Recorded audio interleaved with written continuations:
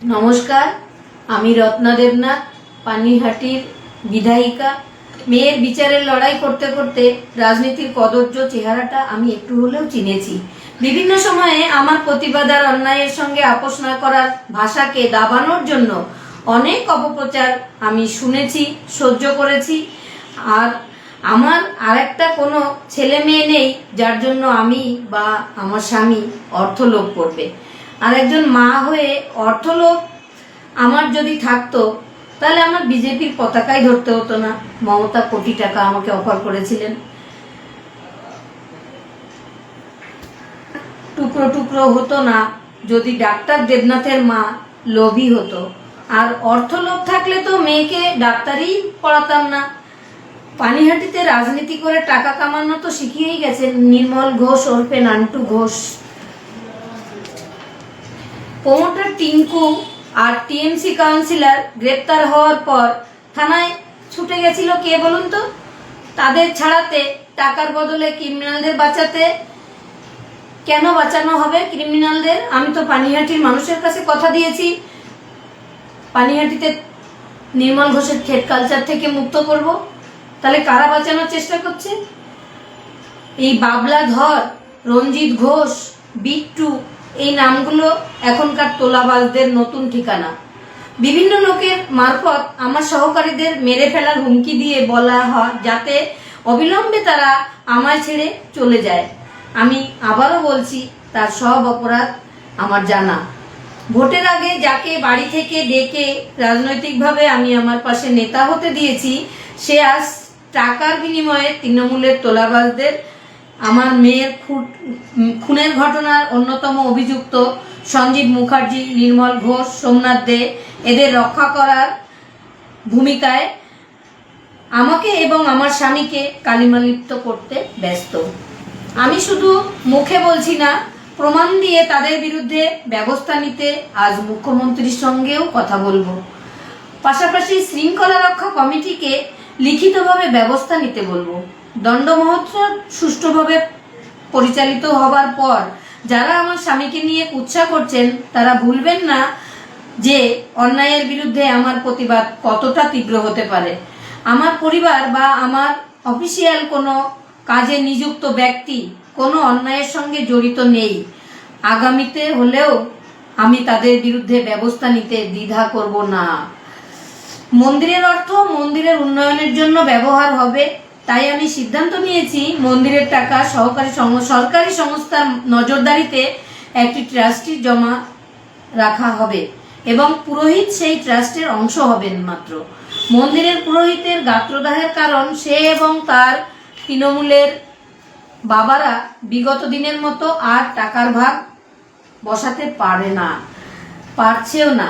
টাকার বাড়িতে আনার দাবি সর্বৈবই মিথ্যা। মন্দিরের টাকা লুটের স্বপ্নে যারা এত বড় মিথ্যের সাহস জুগিয়েছে তাদের স্বপ্নে জল ঢালতে আমি এসডিওকে জানিয়েছি মন্দিরের জন্য ট্রাস্ট গঠন করে মন্দির উন্নয়নের জন্য সব টাকা হিসেব করে ট্রাস্টে জমা পড়বে। লুটোত্রাস বন্ধ করতে কথার অপব্যাখ্যা করে আমার স্বামীকে জড়িয়ে ষড়যন্ত্র করেও ভয় দেখিয়ে আমাকে প্রতিবাদ থেকে সরানো যাবে না। আমার মতো সেও তার মেয়েকে হারিয়েছে। আমি যেমন আমার মেয়েকে হারিয়েছি, আমার স্বামীও মেয়েকে হারিয়েছে। তাই এমন কাজ করতে তারও বাধ্য। এমনকি আমার বিশ্বাসকে অমর্যাদা করে আমার আশেপাশে শুভাকাঙ্ক্ষী সেজে ঘুরে যে বা যারা আমার মেয়ের ঘটনার সিনেমা বানানোর নাম করে টাকা খেয়েছে তাদেরকেও আমি সাবধান করছি। কাকিমা ভালোর ভালো, খারাপের খুব খারাপ, আমার সেই রূপটা না দেখানোই ভালো। আমার অফিসিয়াল টিম বা আমার পরিবারের দিকে কাদা ছোড়া বা থ্রেট করা এগুলো থেকে বিরত না থাকলে বাড়ির ঠিকানা পরিবর্তন হয়ে যাবে। আমি রত্না দেবনাথ অপরাধীদের আবারও সাবধান করছি, পানিহাটিতে তোলাবাজি গুন্ডারাজ আমি হতে দেব না। পানিহাটির মানুষের বিশ্বাসের মর্যাদা রাখা আমার প্রাথমিক দায়িত্ব। তাদের সমস্ত অভিযোগ আমি যেন পূর্ণ করতে পারি, আমি তাদের কাছে দায়বদ্ধ। তাই আমি পানিহাটিতে দ্বিতীয় নির্মল ঘোষ হতে দেব না। আমার সহযোগী এবং পরিবারের রক্ষা আমি করতে জানি। মেয়ে চলে গিয়ে এটা আমায় শিখিয়ে দিয়ে গেছে আপনজন সঠিক হলে কিভাবে রক্ষা করতে হয়।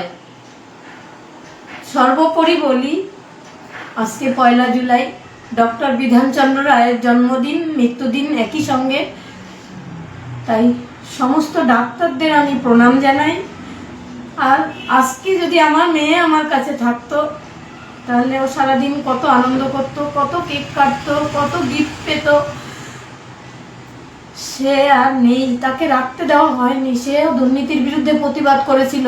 তাই তার দুর্নীতির যে লড়াই, আমরা বাবা মা হিসাবে সেটাই চালিয়ে নিয়ে যাব যতদিন আমরা বেঁচে থাকব। তাই অন্যায়ের সঙ্গে কোনো আপোষ আমি কোনো দিন করতে পারবো না। মেয়ের কথা চিন্তা করেই মেয়ে আমাকে হাত ধরে বলে শিখিয়ে দিয়ে গেছে।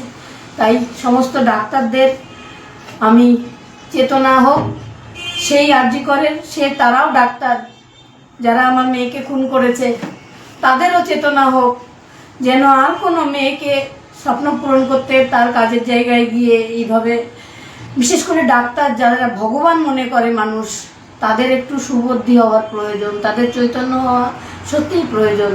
যে অরাজকতা চলছে এখন সমস্ত হসপিটালে, সবাই ভালো থাকবেন, সুস্থ থাকবেন এবং আমার উপর ভরসা রাখবেন।